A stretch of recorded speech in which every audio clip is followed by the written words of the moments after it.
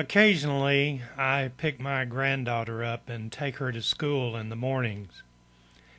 And when we arrive at school, the traffic is unbelievable.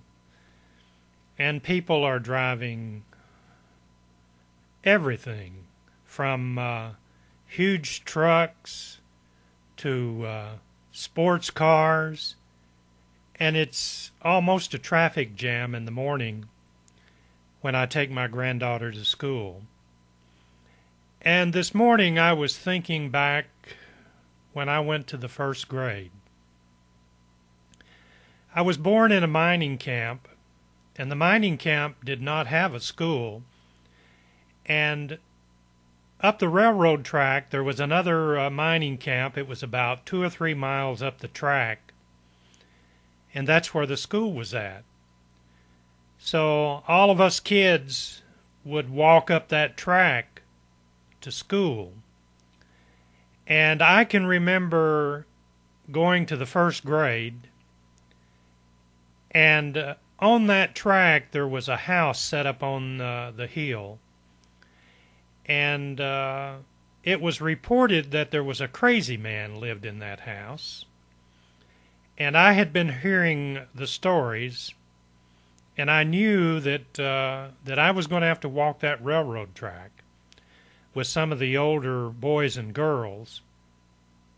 And I was wondering about this crazy man, whether it was the truth or whether they were telling me this story just to scare me.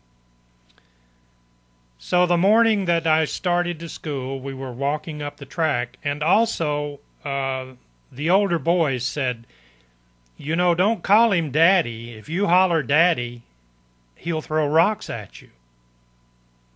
So I was dreading this. So here we go up the railroad track. And we got by the house that's set above the railroad track. And some of the older boys started saying, "Hey, Daddy! Hey, Daddy!" And sure enough, this guy came out of the house throwing rocks. Now you can imagine a first grader running up the railroad track, and I mean the older guys left me in the dust. And here this crazy guy was up on the hill throwing rocks at kids going to school. And I was thinking, now when you take your grandchild to school, everybody's driving brand new automobiles.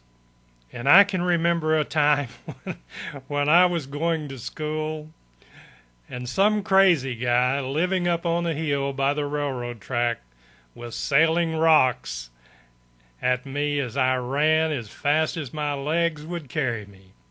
But you know what? He never did hit me with a rock, and I was always able to outrun him. Well, thank you very much for listening to that story. We'll see you. Bye-bye.